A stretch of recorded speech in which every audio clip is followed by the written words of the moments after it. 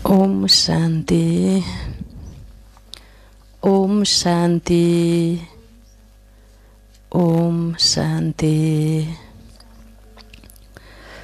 त आज बाबाले हामीहरू सबै बच्चाहरूलाई, बच्चे तिमी ब्रह्माको मुखबाट जन्मेको वंशज हो, वंशावली हो, शिव परमात्माको सन्तान हो भने ब्रह्माको मुख वंशावली सन्तान हो। यो सृष्टिमा दुई प्रकारको सन्तान हुन्छन्। यो सारा संसारमा तो एक प्रकारको कोखबाट जन्मेको सन्तान, कोख वंशावली। जब आत्मा यस सृष्टिमा परमधामबाट आउँदछ, 84 जन्म धारणा गर्दछ, तबसम्म 5000 वर्षसम्म कोख वंशावली, कोखबाट जन्मिने मात्र सिस्टम हुन्छ, परम्परा हुन्छ, चलन हुन्छ। तर कल्पको अन्तमा, सृष्टिको अन्तकालमा यस्तो एउटा समय आउँछ जसबाट भगवानले जसलाई मुखबाट जन्माउनुहुन्छ र मुख वंशावली सन्तान रचना गर्नुहुन्छ, जसलाई मानसिक सन्तान हैन भनिन्छ। मानसिक अथवा संकल्पबाट जन्मेको अथवा मुखबाट, वचनबाट हैन, वचनबाट जन्मेको बच्चा, सन्तान। यस्तो दुई प्रकारको सन्तान हुन्छ। सृष्टि परिवर्तनको संघारमा भगवानले मुख वंशावली सृष्टि रच्नुहुन्छ।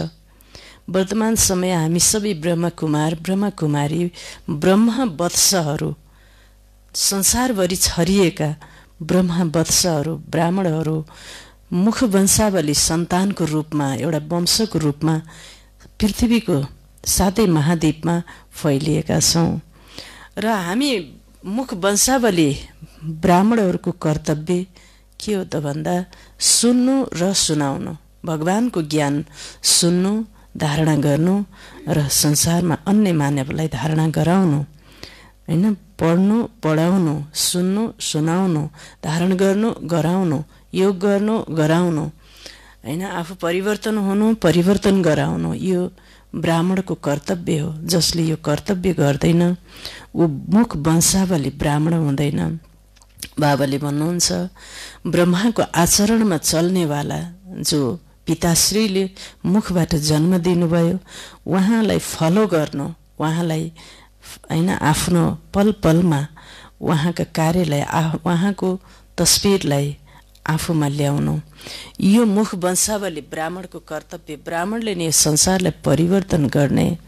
ब्राह्मणको वाक्य शुद्धि, वचन शुद्धि, संकल्प शुद्धि हुन्छ र कुनै पनि सत्कर्मको अनुष्ठान ब्राह्मणबाट गराइन्छ। वास्तवमा ती को ब्राह्मण हुन् त भन्दा यिनै मुख वंशावली ब्राह्मणको नै गायन शास्त्रमा गरिएको छ। तर मान्छेले कुरा नबुझेर फेरि कोख वंशावली ब्राह्मणलाई त्यो कुरा भन्नुभयो र अहिले कोख वंशावली ब्राह्मण भए तापनि ब्राह्मणको कर्म छैन। ब्राह्मणको कर्म, ब्राह्मणको धर्म, ब्राह्मणको खानपान, ब्राह्मणको चालचलन छैन। जातको ब्राह्मण भए तापनि कर्म शूद्र समान पतित भएको हुनाले बाबाले कर्म र गुण स्वभावको ब्राह्मणको रचना गरेर संसारमा गीता ज्ञान, परमात्माको ज्ञान, योग साधनालाई प्रसारण गर्नुहुन्छ।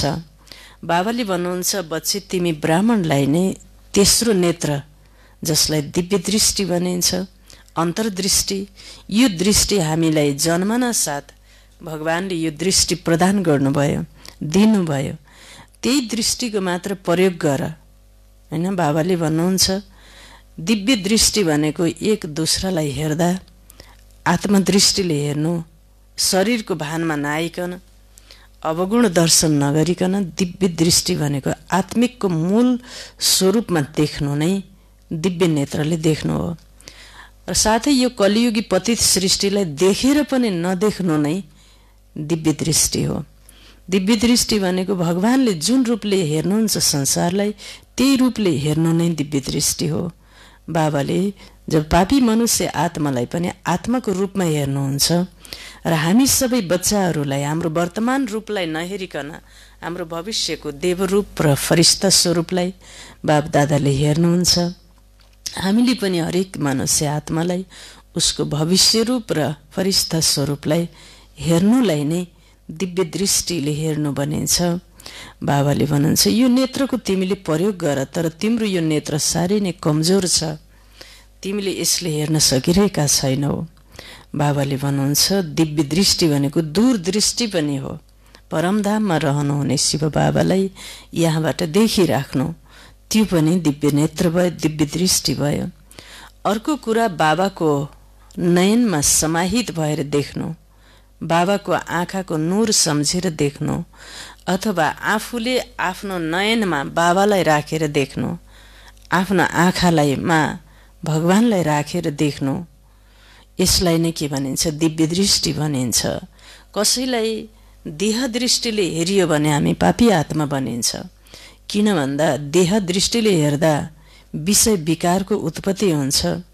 विषय विकारबाट, विकारी दृष्टिबाट हेर्दाखेरि बाबाले भन्नुहुन्छ त्यहाँ चारैतिर अशुद्ध, अपवित्रता र दुःख फैलिन्छ, र जसले दुःख र अपवित्रता फैलाउँछ उसलाई पापी आत्मा, पापात्मा भनिन्छ। र ऊ कहिले पनि भगवानको दिलमा, भगवानको आँखामा, नजरमा रहन सक्दैन, यस्तो अशुद्ध आत्मा। त्यसैले बाबाले यो दिव्य नेत्र दिनुभएको छ। यसरी बाबाको यादमा बाबालाई याद गर्नु, बाबाको नजरमा आफू समाहित, आफ्नो नजरमा बाबालाई समाहित गर्नु नै भगवानको काखमा बस्नु हो। स्मृति नै काख हो, याद नै काख हो, योग नै काख हो।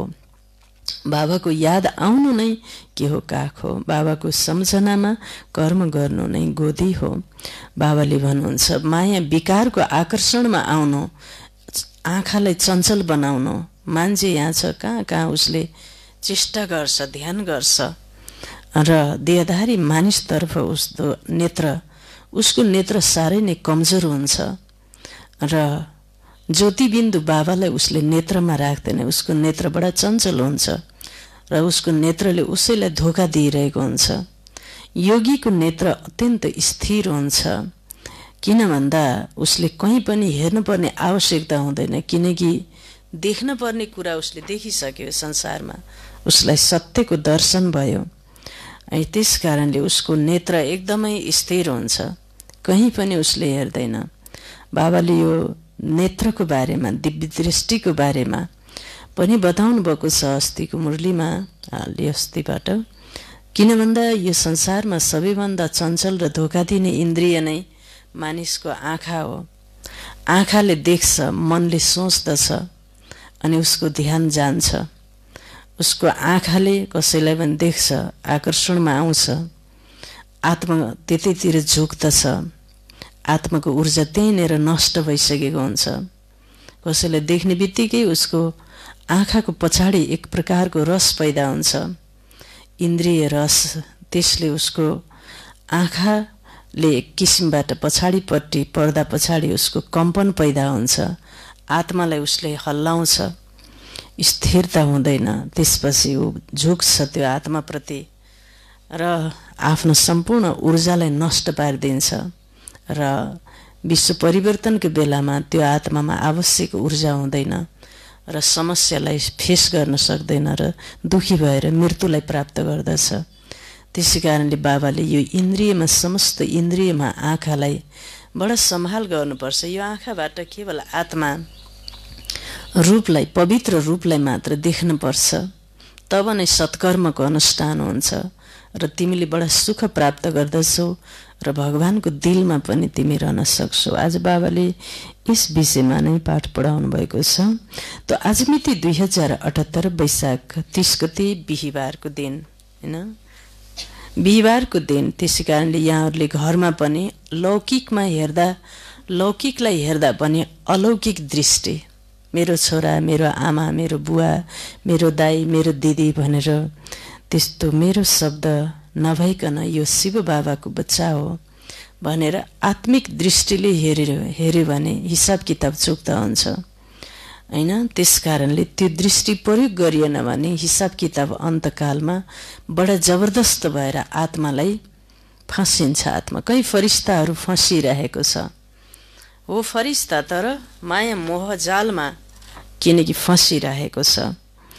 बाबा भन्नुहुन्छ 2078 वैशाख 30 बिहिबारको दिन तदनुसार 13/5/2021 को बाबाको साकार महावाक्य छ। मुरलीको मुख्य सारमा बाबा भन्नुहुन्छ, मिठी बच्ची, तिमी ब्रह्मा मुख वंशावली ब्राह्मण हौ। तिमीलाई बाबाद्वारा ज्ञानको तेस्रो नेत्र मिलेको छ। तिमी अहिले ईश्वरीय गोदमा छौ। तिमी अहिले भगवानको काखमा बसिरहेका छौ। ज्ञानको नेत्र तिमीलाई मैले दिइसकेँ। तिमी जन्मदाको दिनमा नै मैले तिमीलाई त्यो नेत्र दिएको हो।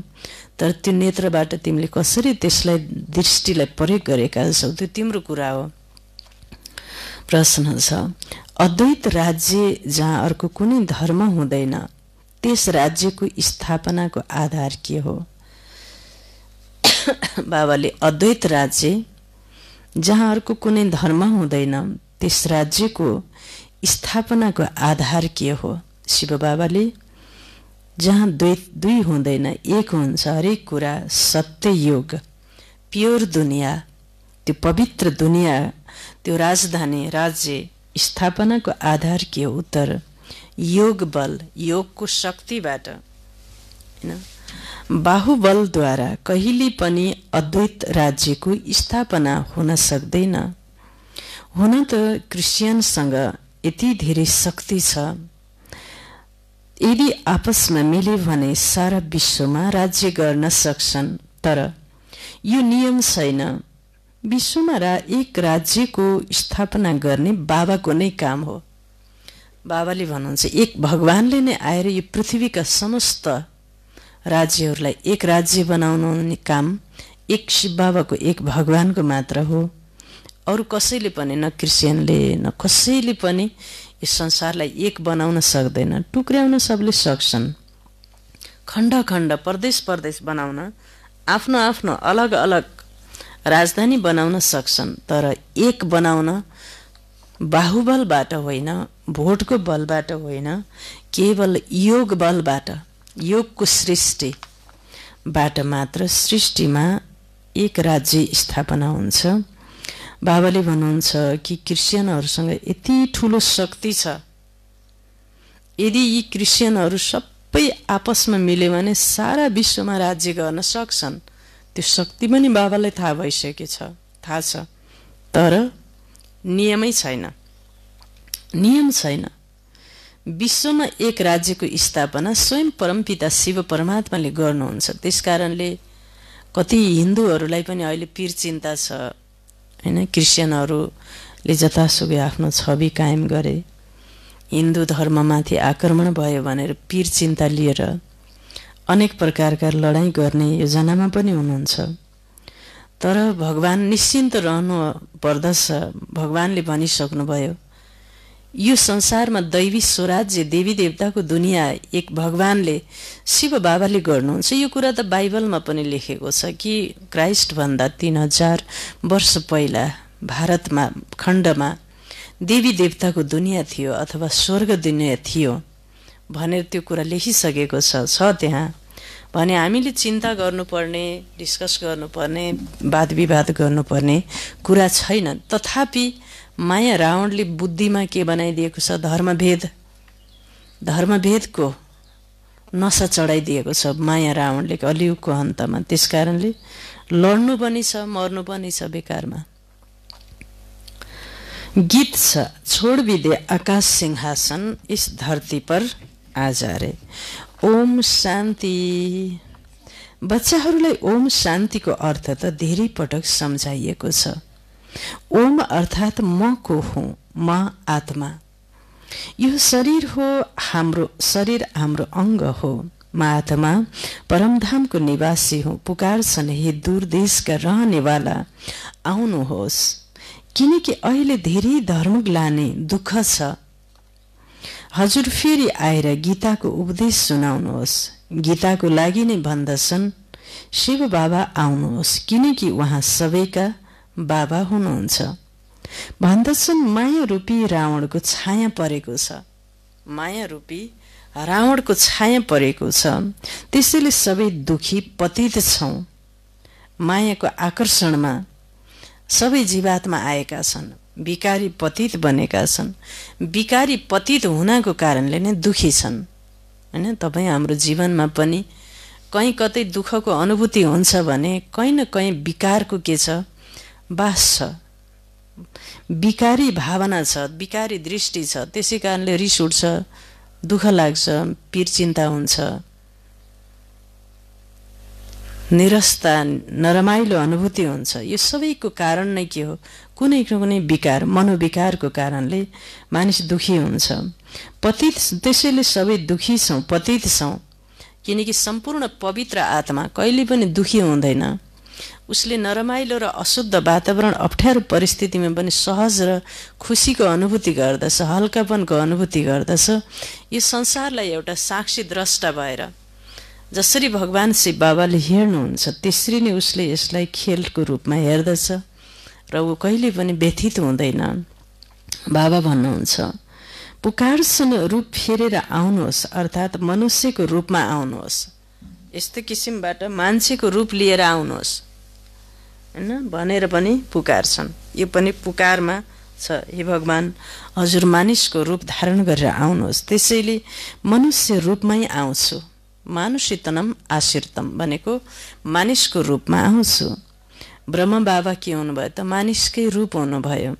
मेरो आगमन दिव्य र अलौकिक हुन्छ। म गर्भमा आउँदिन, म आउँछु नै साधारण वृद्ध तनमा, अति साधारण रूपमा, अति साधारण शरीरमा, भेषमा, वृद्ध तनमा आउँछु। तिमी बच्चाहरूलाई थाहा छ म कल्प कल्प आफ्नो निराकारी रूप परिवर्तन गरेर आउँछु। निराकारी रूप परिवर्तन गरेर साकारी रूप पिताश्री ब्रह्माको रूप धारण गरेर आउनुहुन्छ। ज्ञानका सागर त परमपिता परमात्मा नै हुनुहुन्छ, कृष्णलाई कहिले पनि भनिँदैन। बाबा भन्नुहुन्छ, म यस साधारण तनमा आएर तिमीलाई फेरि सहज राजयोग सिकाइरहेको छु। जब दुनियाँ पतित बन्छ तब मलाई आउनुपर्छ। कलियुगबाट सतयुग बनाउन म आउँछु। ब्रह्मा विष्णु शङ्करको चित्र पनि छ। ब्रह्माद्वारा स्थापना, शङ्करद्वारा विनाश र फेरि विष्णुद्वारा पालन पोषण गर्नुहुन्छ। यो लक्ष्मी नारायण विष्णुको दुई रूप यो हो। यो तिमी बच्चाहरूलाई थाहा छ, बच्चाहरूलाई थाहा छ। बाबा फेरि रूप परिवर्तन गरेर आउनुभएको छ। उहाँ हाम्रो सुप्रिम बाबा पनि हुनुहुन्छ, सुप्रिम टिचर पनि हुनुहुन्छ। बाबा टिचर हुनुहुन्छ, भगवान टिचर हुनुहुन्छ। भगवानले टिचर भनेर पढाउनु भएको छ। हामी पढ्न बस्दा कसरी बस्नुपर्छ, एकदम दत्तचित्त। ब्रह्मा बाबाले जब गुरुले प्रवचन गर्नुहुन्थ्यो, लौकिकमा पनि बाबाको त्यस्तो बानी बेहोरा थियो। हेर्नु, लौकिकमा पनि गुरुले प्रवचन गर्दाखेरि आँखा पनि यताउता कहीँ नचल बलबलाउने, हात स्थिर, खुट्टा स्थिर, अङ्ग स्थिर, टाउको स्थिर। यस्तो होइन कि टाउको यसरी झुकाएर यसो कोल्टी पारेर बस्ने। ब्रह्मा बाबाले लौकिकमा पनि गुरुको प्रवचन सुन्दाखेरि पनि गुरुको एक नम्बर शिष्य, बच्चा शिष्यको रूपमा त्यस्तो किसिमबाट ध्यानस्थ भएर उहाँले, किनकि गुरुको अपमान हुन्छ, आँखा यता र उता हेर्ने, अप्ठ्यारो गरेर बस्ने, राम्रोसँग नबस्ने, आँखा यता र उता चञ्चल गर्ने, टाउको हल्लाउने, हात उठाउने, कपाल कनाउने, हात यता र उता लैजाने, घरि कसरी बस्ने, घरि कसरी बस्ने, 1 घण्टाको बिचमा भने त्यो आसन फेरि राख्ने, यस्तो गर्नुहुन्थेन। बाबाको संस्कार के थियो? पहिलादेखि नै त्यस्तो दिव्य संस्कार भएर पो उहाँमा भगवानको अवतरण भयो। घरि आँखा कस्ता बनाउने, घरि कस्ता बनाउने, घरि अनुहार जोसिलो, घरि हेर्दाखेरि ओइलाएको बनाउने, त्यस्तो हुन्थेन। त्यो सुन्दाखेरि ओहो, त्यही भएर त बाबाको गुरुको पनि दिलमा चढ्नुभयो। उहाँ स्कुलमा पनि टिचरले पढाउँदाखेरि यस्तो राम्रोसँग पढाउँथ्यो, त्यो टिचरको नजरमा त्यो विद्यार्थी के हुन्छ? 1 नम्बर टिचरको आशीर्वाद प्राप्त गरेको हुन्छ। अब टिचरले के सोच्छ? यसको कामै छैन यो। अब त्यो पढाउँदा पढाउँदै उसले के भन्छ? यसको काम छैन। भन्छ त्यो राम्रोसँग नपढ्नेलाई यो खतम, यो दिन पास टाइम पास गर्न आएको, यसको भाग्यमा 0 छ भन्ने कुरा टिचरलाई पनि थाहा हुन्छ। स्कुलमा कहीँ विद्यार्थीहरू कति चञ्चल हुन्छन्, बिचरा टिचरलाई पढाउँदा नि कति दुःख दिने, राम्रोसँग नपढिदिएपछि टिचरलाई के बडा दुःख भयो, बिचरा कराएको छ, चिच्याएको छ बिचरा टिचरलाई। अहिलेका विद्यार्थीहरूले टिचरबाट पनि आशीर्वाद लिइरहेका छैनन्, चञ्चलता धेरै छ दुनियाँमा पनि हैन। त्यसकारणले हामी बाबाको बच्चा, बाबाले हामीलाई टिचर बनेर मुरली पाठ पढाउनुहुन्छ प्रत्येक बिहान, त हामी कति एकुरेट भएर कति राम्रोसँग विधि विधानपूर्वक हामीले यो चाहिँ सुन्नुपर्छ, ग्रहण गर्नुपर्छ, पढ्नुपर्छ। बाबाले भन्नुहुन्छ, उहाँ हाम्रो सुप्रिम बाबा पनि हुनुहुन्छ, टिचर पनि हुनुहुन्छ र सुप्रिम गुरु पनि हुनुहुन्छ। हजुरहरूले घरमा रहँदा पनि हैन, म घरमा छैन, म अहिले यति बेला बाबाको सेन्टरमा ईश्वरीय विश्वविद्यालयमा छु, त्यसरी नै मैले सुनिरहेको छु। जस्तो सोचाइ र भावना राख्छौँ हामीले त्यस्तै फल प्राप्ति हुन्छ हैन। हजुरले घरमा रहेर पनि त्यस्तो किसिमबाट मुरली सुन्नुहुन्छ, बाबालाईमा समर्पण भावले नियमपूर्वक भने त्यो मधुवनमै बसेर मुरली सुन्ने बराबरको फल मिल्छ। अब मधुवनमा बसेको छ, सेन्टरमा बसेर मुरली सुनेको छ, त टाउको झुकाएको छ, यताउता गरेको छ भने उसले फल प्राप्ति गर्न सक्दैन। त्यसकारणले हामी कहाँ छौँ, के छौँ त्यो कुरा होइन, तर हाम्रो मानसिक अवस्था कस्तो छ त्यो सबभन्दा ठुलो कुरा हुन्छ। बाबा भन्नुहुन्छ के भन्नुहुन्छ भन्दा, मैले आएर बाबा फेरि बाबालाई के भने, बाबा रूप परिवर्तन गरेर आउनु भएको छ। उहाँ हाम्रो सुप्रिम बाबा पनि हुनुहुन्छ, सुप्रिम टिचर, सबैभन्दा ठुलो टिचर पनि हुनुहुन्छ र सुप्रिम गुरु पनि हुनुहुन्छ। गुरुहरूलाई सुप्रिम भनिँदैन, उहाँ त बाप, टिचर, गुरु तिनै हुनुहुन्छ। लौकिक पिताले त बच्चाहरूको पालना गरेर फेरि उनलाई विद्यालयमा पठाइदिन्छन्।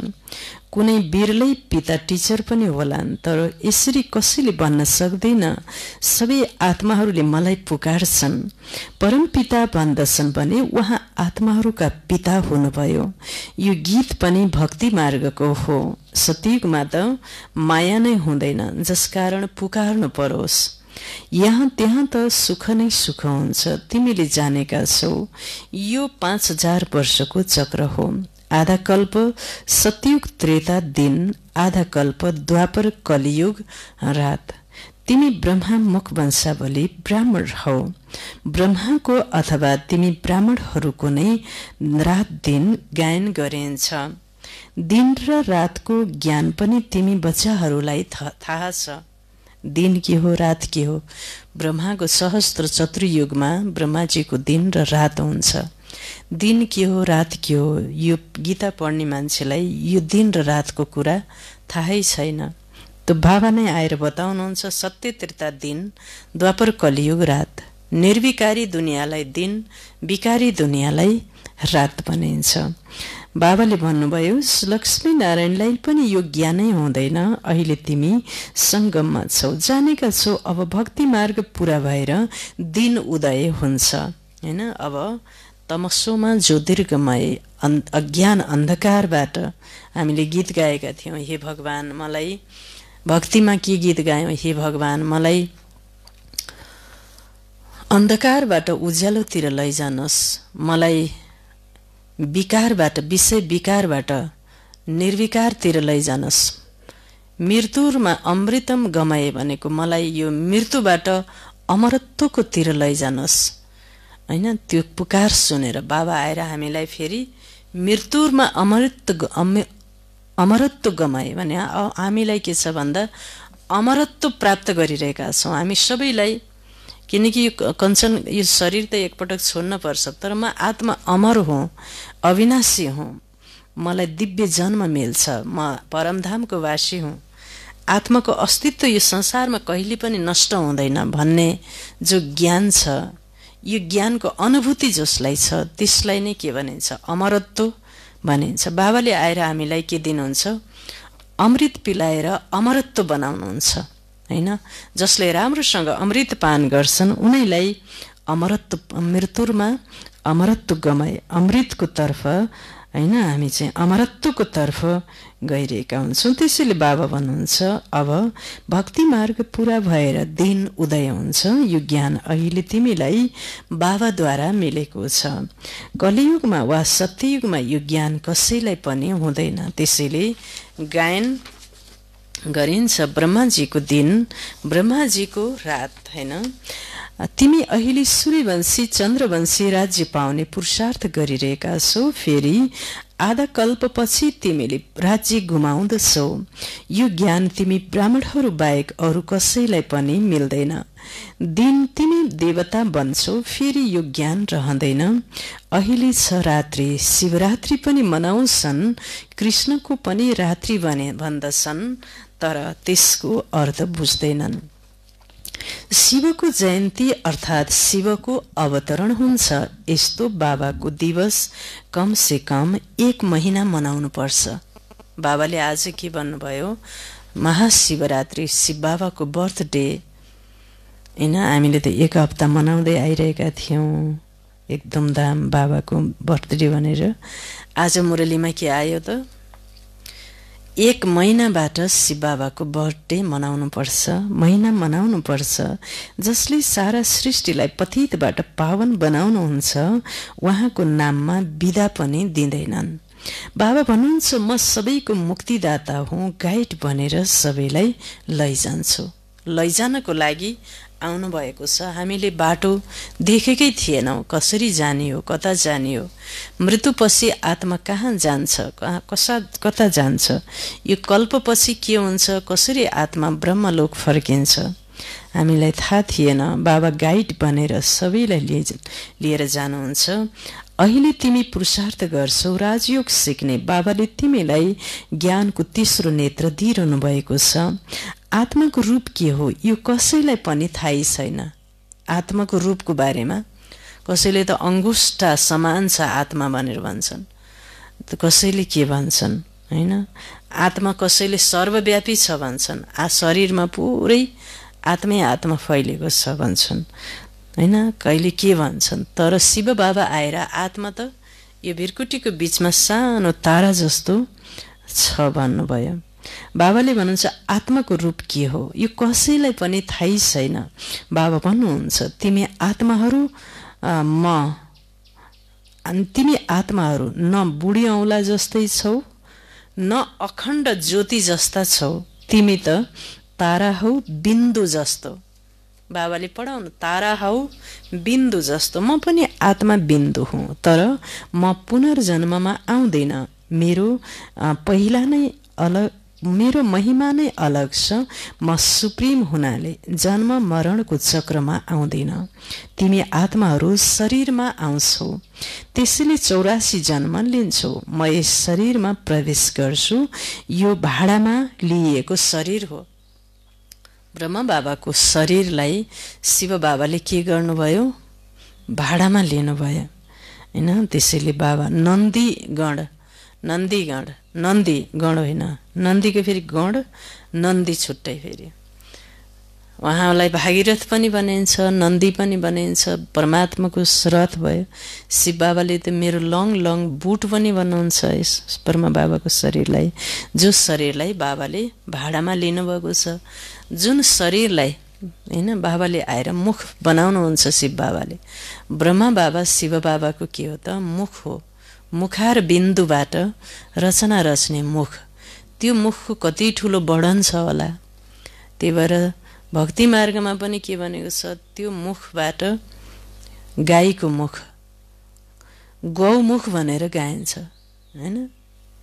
हिमालय पर्वतमा जो गङ्गोत्री, हैन, गङ्गाको जहाँबाट सुरुवात हुन्छ, त्यहाँ त्यो हिमालय पर्वतमा जो गाईको मुख छ, त्यहाँ मानिसहरू स्नान गर्न जान्छन्।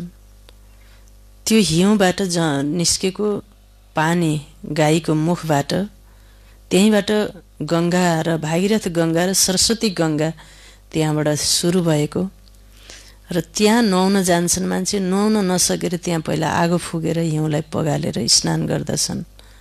र त्यो जल जो छ, त्यो जललाई भागीरथ गङ्गा र सरस्वती नदी भनेर त्यहाँबाट सुरु भएको भनेर नुहाउन जाने चलन छ। त्यहीँबाट नै हिमालय पर्वतबाट गङ्गाको सुरुवात भएको छ। त्यहाँ चाहिँ जो गाईको मुख छ त्यो गाईको मुखबाट निक्लेको पानीलाई सरस्वती र भागीरथ गङ्गाको अमृत धारा भनेर जीवात्माहरूले स्नान गर्ने पान गर्ने गर्दछन्। वास्तवमा यो कसको प्रतीक रहेछ त? शिव बाबा गङ्गाधर शिव बाबा। गङ्गाधर शिव बाबाले ज्ञान रूपी अमृतको धारा हैन त्यसरी चाहिँ ब्रह्मा र सरस्वतीको मुखार बिन्दबाट गौमुखबाट के गर्नुहुन रहेछ, सारा पृथ्वीमा बगाउनु हुन रहेछ भन्ने प्रतीकको रूपमा गौमुखको गाइन्छ। त्यो गौमुखमा जान धेरै कठिन पूर्वक भक्त हातमा जान्छन्। फेरि माउन्ट आबु पर्वतमा पनि जो गौमुख छ त्यो गौमुखको अमृत जलबाट स्नान गर्ने हैन। त्यहाँ त्यो गौमुखको वरिपरि अन्य मठ मन्दिरहरू पनि छन्, बगैँचा छ, अति सुन्दर मनोहरक दृश्यमा गौमुख छ। आबु पर्वतमा पनि धेरै सिँढी तल ओर्लेर गइसकेपछि गौमुख आउँछ। त्यही भएर यो गौमुख भनेको ब्रह्मा बाबा गाई हुनुभयो हैन। उहाँको मुखबाट शिव बाबा गङ्गाधर शिव बाबाले अमृतका धारा यो संसारमा के गर्नुभयो, फैलाउनु भयो, बगाउनु भयो। मुरलीको धारा नै अमृतको धारा हो, मुरलीको धारा नै अमृतको धारा हो। यो मुरली अहिले संसारको 5 महाद्वीपमा बाबाको मुरलीको धारा बगिरहेको छ, अत्यन्त सूक्ष्म रूपमा बगिरहेको छ। कस्तो अचम्मको कुरा छ। त्यसैले 84 जन्म लिन्छौ बाबा भन्नुहुन्छ, तिमीहरू पनि आत्मा हो, तर तिमीहरूले आफूलाई महसुसै गर्दैनौ। हामी आत्मा हौ। आत्माले नै बाबालाई याद गर्छ, दुःखमा सदैव याद गर्छन्। हे भगवान, हे रहम दिल बाबा, रहम गर्नुहोस्। रहम माग्छन् किनकि उहाँ बाबा नै ज्ञानका सागर, सुखका सागर, पवित्रताका सागर हुनुहुन्छ। ज्ञानमा पनि फूल हुनुहुन्छ, ज्ञानको सागर हुनुहुन्छ। मनुष्यलाई यो महिमा गर्न सकिँदैन। सारा दुनियाँलाई सुखी बनाउनु यो बाबाको नै काम हो। उहाँ हुनुहुन्छ रचयिता, बाँकी सबै हुन् रचना। रचयिताले रचनालाई पैदा गर्दछन्। पहिला स्त्रीलाई एडप्ट गर्दछन्, फेरि उनीद्वारा रचना रच्दछन्, फेरि उनको पालना पनि गर्दछन्, तर विनाश गर्दैनन्। उहाँ बेहदका बाबा आएर स्थापना, पालना, विनाश गराउनुहुन्छ। पछि पहिला पिता बन्नुहुन्छ, पिता पछि शिक्षक बन्नुहुन्छ, शिक्षक पछि के बन्नुहुन्छ, धर्मराज बन्नुहुन्छ, धर्मराज पछि लास्टमा के बन्नुहुन्छ, महाकाल बन्नुहुन्छ। अब सृष्टिमा शिव बाबाको रोल के हो त? महाकालको। बाबा महाकाल हुनुहुन्छ भने हामी सबै आत्माहरू के हौं? मास्टर महाकाल, महाकाली बनेर सृष्टिमा मास्टर महाकालको रोल कसले खेल्न सक्छ? जो नष्ट मोह छ यो संसारमा, कसैसँग पनि मोह छैन। निर्मोही, निर्भय, निर्मोही, निर्भय, 3 कुरा। निर्भय, निर्मोही, निर्भय। यो आत्माले मात्र महाकाल, महाकालीको रोल खेल्न सक्छ। जहाँ थोरै मात्रामा पनि मेरुपनको संकल्प आउँछ उसले महाकाल, मास्टर महाकाल बनेर रोल खेल्न सक्दैन हैन। यसमा पूरा नष्ट मोह चाहिन्छ, पूर्ण रूपमा नष्ट मोह यो दुनियाँबाट, सारा संसारबाट। तब नै ऊ मास्टर महाकाल बनेर सृष्टिमा अत्यन्त महत्त्वपूर्ण भूमिका निर्वाह गर्न सक्छ। उहाँ बेहदका बाबा आएर स्थापना, पालना, विनाश गराउनुहुन्छ। आदि सनातन देवी देवता धर्मको पालना गराउनुहुन्छ। सतयुग आदिमा छिट्टै राजधानी स्थापना हुन्छ। अरू धर्मावलम्बीहरूले त केवल आफ्नो धर्म स्थापना गर्छन्। फेरि जब लाखौं करोडौंको संख्यामा वृद्धि हुन्छ तब राजाई हुन्छ। अहिले तिमीले राजधानी स्थापना गरिरहेका छौ योग बलद्वारा। तिमी सारा विश्वको मालिक बन्छौ। बाहुबलबाट कहिल्यै कसैले विश्वमा राजाई गर्न सक्दैन, नियमै छैन भन्नुभयो। बाबाले सम्झाउनु भएको छ क्रिस्चियनहरूमा यति ताकत छ, उनीहरू आपसमा मिले भने त सारा विश्वमा राज्य गर्न सक्छन्। तर बाहुबलबाट विश्वमा राज्य पाउने यो नियमै छैन, ड्रामामा यो कायदा छैन। जहाँ बाहुबलबाट विश्वको मालिक बन्दछन्, बाबाले सम्झाउनुहुन्छ, विश्वको बादशाही योग बलद्वारा मबाट नै मिल्न सक्छ। त्यहाँ कुनै विभाजन हुँदैन, हैन? धरती आकाश सबै तिम्रो नै हुन्छ। तिमीलाई कसैले हस्तक्षेप गर्न सक्दैन, त्यसलाई भनिन्छ अद्वैत राज्य। यहाँ छन् अनेक राज्य। बाबा सम्झाउनुहुन्छ, 5000 वर्षपछि तिमी बच्चाहरूलाई यो राजयोग सिकाउँदछु। कृष्णको आत्माले अहिले सिकिरहेको छ। कृष्ण पहिलो नम्बरका राजकुमार थिए। उनी यस समयमा 84 जन्मको अन्त्यमा आएर ब्रह्मा बनेका छन्। यो बच्चाहरूलाई सम्झाइएको छ सृष्टिको चक्र कसरी फिर्छ। बाबाले फेरि स्वर्गको स्थापना गरिरहनु भएको छ। अनेक धर्मको विनाश हुन्छ अवश्य। एक धर्मको स्थापना हुन्छ। विश्व 100% सम्पन्न धर्मश्रेष्ठ थियो। देवताहरूको कर्म पनि श्रेष्ठ थियो। उनीहरूको नै महिमा गाइएको छ। सर्वगुण सम्पन्न पहिला सुरुमा पवित्र थिए, अहिले पतित बनेका छन्। फेरि बाबा आएर स्त्री पुरुष दुवैलाई पवित्र बनाउनुहुन्छ। हैन? बाबाले पवित्र बनाउनको लागि शक्ति दिनुहुन्छ, ज्ञान मात्रै दिनु हुँदैन, भगवानले पवित्र बन्ने शक्ति पनि दिनुहुन्छ। हैन? रक्षाबन्धनको उत्सव यति धेरै किन मनाइन्छ यो कसैलाई थाहै छैन। बाबाले आएर प्रतिज्ञा गराउनु भएको थियो, अन्तिम जन्ममा तिमी दुवै पवित्र रहने गर। हैन? बाबाले भन्नुहुन्छ कि धर्मशास्त्रमा पनि यो कुरा लेखिएको छ कि इन्द्राणीले इन्द्रलाई के गर्नुभयो, रक्षा सूत्र बाँधिदिनु भयो। जब इन्द्राणीले इन्द्रलाई रक्षा सूत्र बाँधिदिनु भयो, तब नै इन्द्रले राक्षसहरूमाथि के गर्न सक्नुभयो, जित्न सक्नुभयो। वास्तवमा इन्द्राणी र इन्द्रको सम्बन्ध एउटा के थियो, स्त्री मतलब युगल जोडी अथवा पति पत्नीको सम्बन्ध थियो। जब हरेक पत्नीले, श्रीमतीले आफ्नो पतिलाई, श्रीमानलाई पवित्रताको रक्षा सूत्र बाँधिदिनुहुन्छ, तब नै 5 विकार रूपी असुरहरूलाई संग्राम गर्न र विजयी बन्न सक्नुहुन्छ। त्यसैले हरेक नारीले, हरेक नरलाई रक्षा सूत्र अथवा पवित्रताको बन्धन बाँध्ने बेला हो यो। तब नै संसारको आपद विपदलाई के गर्न सकिन्छ, ह्यान्डल गर्न सकिन्छ, समाधान गर्न सकिन्छ, सुरक्षित रहन र सुरक्षा प्रदान गर्न सकिन्छ। त्यसै कारणले पवित्रताले नै मानिसलाई रक्षा गर्छ, न कि कुनै पनि मान्छेले, पैसाले, अवसरले, साधनले, सुविधाले रक्षा गर्न सक्दैन।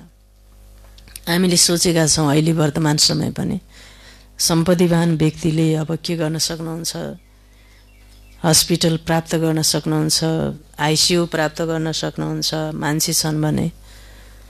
तर अब यस्तो समय आयो कि सम्पत्ति हुने मान्छेले पनि त्यो साधन सुविधाको उपयोग गर्न नपाउने बेला आयो। त्यति बेला मानवलाई आफ्नो पवित्रता, आफ्नो सत्कर्मले, भगवानको साथले मात्रै के गर्न सक्छ, रक्षा गर्न सक्छ। हैन? त्यही भएर हामीले यो चिज छ मसँग भनेर त्यो चिजलाई भरोसा गरेर बस्नु हुँदैन। हैन? कति बाबाका बच्चाहरू पनि डराइरहनु भएको छ यो बेलामा। डराउनु हुँदैन, डराउनु हुँदैन। किनभने डराएर हामीले के गर्छौँ, अब मलाई कोरोना लाग्छ कि, मलाई बिरामी हुन्छ कि, म बिरामी भए के होला भनेर हामीले चाहिँ ती सामग्रीहरू सोची किनेर राख्छौँ। हैन? अब के भन्छ त्यो अक्सिजन ग्यास भनौँ, हामीले के मलाई केही हुन्छ कि, म मर्छु कि, यो भयो भने भन्ने सोचेर हामीले त्यस्तो चिज ल्याउँछौँ, त्यस्तो चिज गर्छौँ भने त्यस्तो सोच्ने नै होइन। सर्वशक्तिवान बाबा मेरो साथमा हुनुहुन्छ, म सम्पूर्ण सुरक्षित छु। यो सङ्कल्प, यो पाठ प्रतिपल आफ्नो मनलाई पढाउनुपर्छ। मलाई मर्छु कि, मलाई के हुन्छ कि, यो डरको सङ्कल्पले हामीले त्यो आपतलाई के गरिरहेका हुन्छौँ, बोलाइरहेका हुन्छौँ, निम्त्याइरहेका हुन्छौँ। हैन? त्यस कारणले निश्चिन्त रहनु। हैन? बाबा मेरो साथमा हुनुहुन्छ। सुरक्षाका कदम अपनाउँदै के गर्ने, निश्चिन्त रहनु, खुसीमा रहनु, सर्वशक्तिवान बाबाको साथमा यादमा रहनु, यही नै के हो उपाय हो सुरक्षाको, हैन? बाबा भन्नुहुन्छ त्यो अन्तिममा आएर बाबाले पवित्रताको प्रतिज्ञा गराउनु भएको थियो। अन्तिम जन्ममा तिमी दुवै पवित्र रहने गर। सन्यासीहरूको त धर्म नै अलग हो, ज्ञान, भक्ति र वैरागी यो तिम्रो लागि हो। तिमीले देखेका छौ होला पादरीहरू, बाबाले भन्नु तिमीले देखेका छौ होला पादरीहरू हिँड्दा आँखा एकतर्फ हुन्छन्, अन्त कहीँ पनि हेर्दैनन्। बाबाले कसले कतातिर हेर्छ भन्ने कुरा पनि बाबाले जान्नुहुन्छ, हैन? अब हिँडेको छ बाटोमा, बाबालाई याद गरेर हिँड्यो भने कतै हेर्नुपर्छ कि पर्दैन? पर्दैन। बाबाको याद छैन भने हिँड्दा पनि पल्याक र पुलुक गर्दै यता र उता नजर दौडाउँदै हिँड्यो भने के भयो त भन्दा त्यो कामै भएन, त्यसको आँखा चञ्चलै भयो। त्यसकारणले हिँड्दा पनि आँखा एकैतर्फ मात्रै हुन्छन्, अन्त कहीँ पनि हेर्दैनन्। बाबाले पादरीको उदाहरण दिनुभयो। नन्स हुन्छन् नि, नन्स भनेको जस्तो हामी ब्रह्मकुमारी छौँ, क्रिस्चियन धर्ममा पनि त्यस्तै कुमारीहरू। ती कुमारीलाई के भनेको छ? नन्स। नन्स शब्दको अर्थ के रहेछ त? नन्स शब्दको अर्थ नन बट वान भनेको एक क्राइस्टको सिवाय मेरो जीवनमा दोस्रो अर्को कोही पनि छैन भनेकोलाई नन बट वानलाई के भनिन्छ? नन्स भनिन्छ। नन्स हुन्छन् नि, त्यस्तै हामी ब्रह्मा कुमार कुमारीको पनि के हुनु पर्यो? नन्स भने जस्तै, नन बट वान भने जस्तै मेरा त एक शिव बाबा, दूसरा न कोही, त्यस्तै हुनु पर्दछ। अब उनीहरूले त क्राइस्टलाई याद गर्छन्। नन्सले कसलाई याद गर्छन्? क्राइस्टलाई। भन्दछन् क्राइस्ट परमेश्वरका बच्चा थिए, तिम्रो कुनै सेतो कपडा आदिसँग सम्बन्ध छैन, तिमी त आत्मा हो। नन बट वान, एकलाई नै याद गर्नु छ। सच्चा नन्स त तिमी हौ भन्नुभयो। सच्चा नन्सको तिमी हौ। तिमीलाई वर्ष उहाँ बाबाबाट मिल्नु छ, उहाँलाई याद गर अनि मात्रै तिम्रो विकर्म विनाश हुन्छ। त्यसैले बाबाको आदेश छ, म एकलाई याद गर। आत्मा निश्चय नहुनाले नन्सहरूले फेरि क्राइस्टलाई याद गर्छन्। परमेश्वर को हुनुहुन्छ यो जानेकै छैनन्। ती नन्सहरूले परमेश्वरलाई जानेकै छैनन् भनेर मुरलीमा बाबाले भन्नुभयो। हिन्दूहरू जो पहिला सुरुमा आउँछन् उनीहरूले पनि जानेका छैनन् लक्ष्मी नारायणलाई यो सृष्टिको ज्ञान कहाँ हुन्छ र? न उनीहरू त्रिकालदर्शी हुन्छन्। त्रिकालदर्शी तिमी ब्राह्मणहरू बन्छौ। तिमीलाई कौडीबाट परिवर्तन गरेर बाबाले हिरा जस्तो बनाउनुहुन्छ। अब तिमी ईश्वरीय गोदमा छौ। याद नै के हो? बाबाको काख हो। याद छैन भने कसको काखमा छौ भन्नुभयो? रावणको काखमा। सीतालाई कसरी जबरजस्ती काखमा लिएर दौडायो? लङ्कामा काखमा राखेर दौडायो उसले लङ्कामा। बाबाको याद भएन, ध्यान अन्तै गयो भने रावणले काखमा लिएर के गर्छ? दौडाउँछ। कहाँ लैजान्छ? शोक वाटिकामा। श्रीमत तोडेपछि जसले श्रीमतलाई तोड्दछ, नियम अनुशासनलाई उल्लङ्घन गर्दछ, त्यसलाई रावणले काखमा लिएर दौडाउँछ। हैन? लक्ष्मणले भन्नुभएको थियो नि, यो रेखा नाग्नु हुँदैन भनेर। कति भन्दा पनि उहाँले मान्नु भएन। त्यो रेखालाई के गर्नुभयो? नाग्नु भयो। नाग्ने बित्तिकै के भयो? खत्तम। त्यस कारणले श्रीमत नै हाम्रो के हो? रेखा हो। बाबाको आदेश, बाबाको वचन नै, बाबाले के भन्नुभएको छ त्यो वचनलाई हामीले नाग्यौँ, पालना गरिनौँ भने रावणले उछुट्याएर के गर्छ? उडाएर लैजान्छ। यो सूक्ष्म कुरा हो। सारा दुनियाँको तिमीले रुहानी सेवा गर्छौ, बाँकी ती हुन् जिस्मानी समाजसेवी, तिमी हो रुहानी। तिमीलाई सिकाउनेवाला सुप्रिम रुह हुनुहुन्छ। हरेक आत्मालाई भन बाबालाई याद गर्नुहोस्।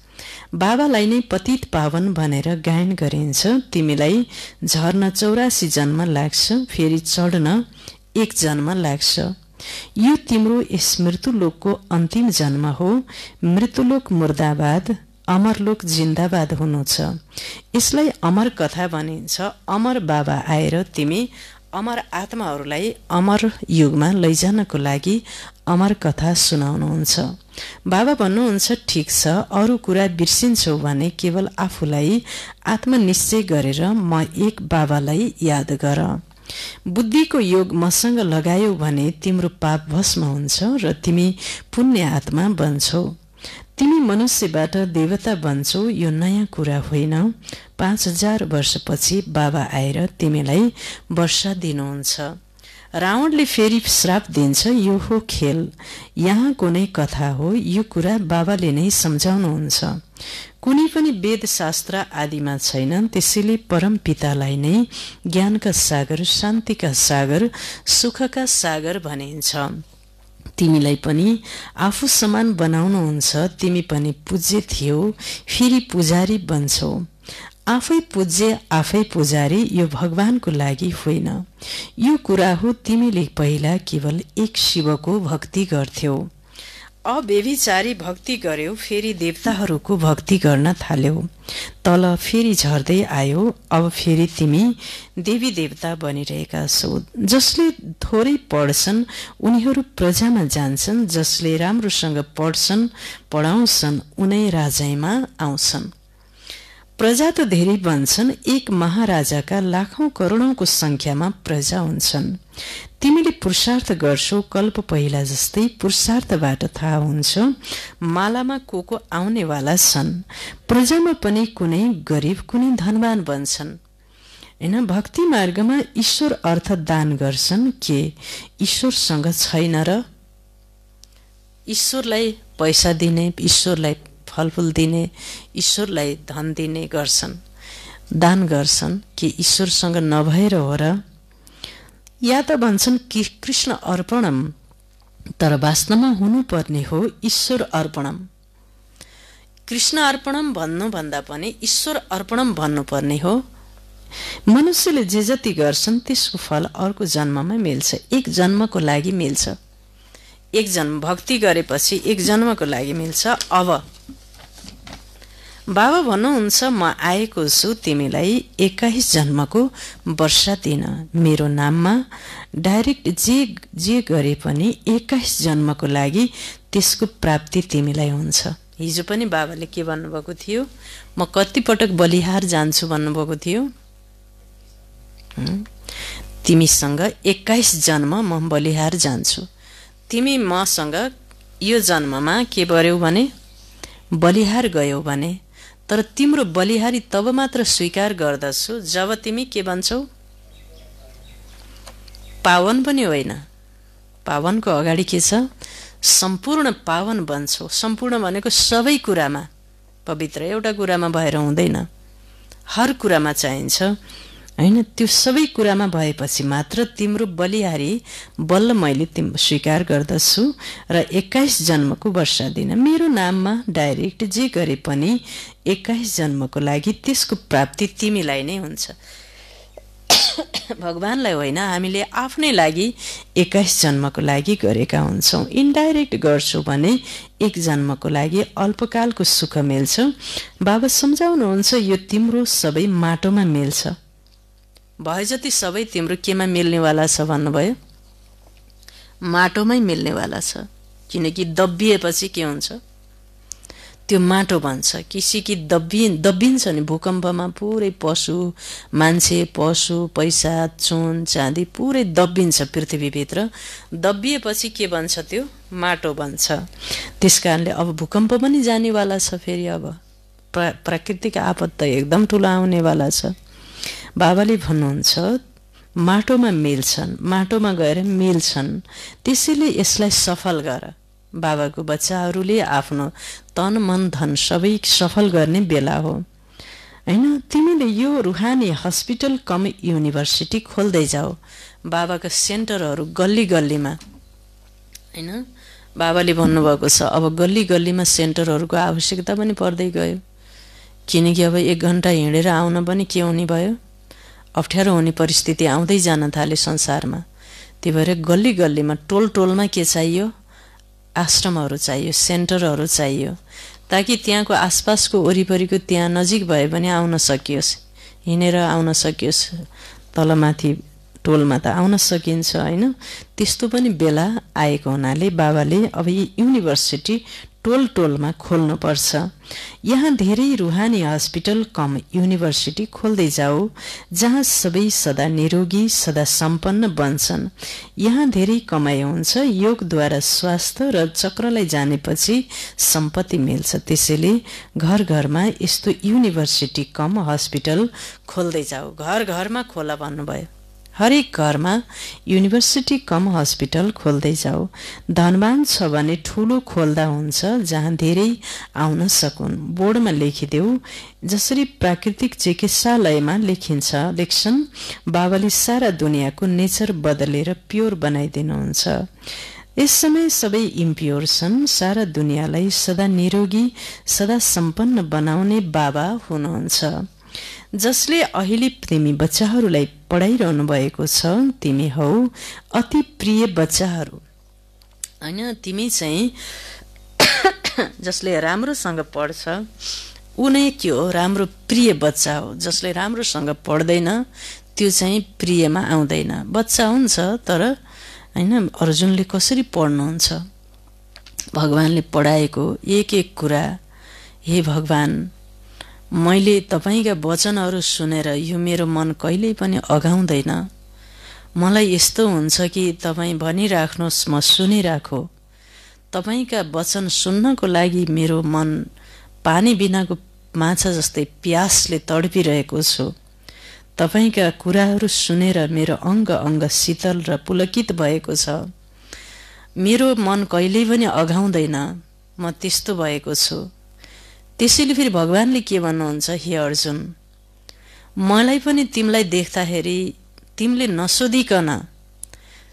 नसोधिकन तिमीमा म प्रति प्रेम श्रद्धा विश्वास र अनन्य प्यार भएको हुनाले, अति श्रद्धा र सम्मान भएको हुनाले तिमीले नसोधे पनि नभने पनि मबाट त्यत्तिकै तिमीलाई देख्ने बित्तिकै, जसरी गाईले बाछालाई देख्ने बित्तिकै उसको हैन उसबाट अमृतका धारा दूध त्यत्तिकै बर्सिन्छ आफ्नो बाछोलाई देख्दा, त्यसरी नै तिमीलाई देख्दाखेरि मबाट यो ज्ञानको अमृतको धारा अनायास नै बर्सिरहन्छ अर्जुन भनेर बाबाले भन्नुहुन्छ। त्यसकारणले गर्दा बाबाले पनि भन्नुहुन्छ, जसले राम्रोसँग ज्ञान डान्स गर्छ, राम्रोसँग मुरली सुन्छ, ऊ अगाडि अगाडि बस।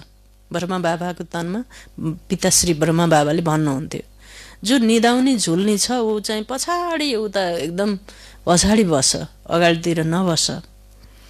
अघिल्तिर निदाउने मान्छे कहिले पनि अघिल्तिर बस्नुहुन्न। बाबाको महावाक्य सुन्ने बेलामा एकदम पछाडि बस्नुपर्छ। जसले ज्ञान डान्स एकदम राम्रोसँग गर्छ, एकदम राम्रोसँग भगवानको मुरली सुन्छ, ऊ मात्रै अगाडि बस्नुपर्छ। यो कुरा सबैले ध्यान दिनुपर्छ।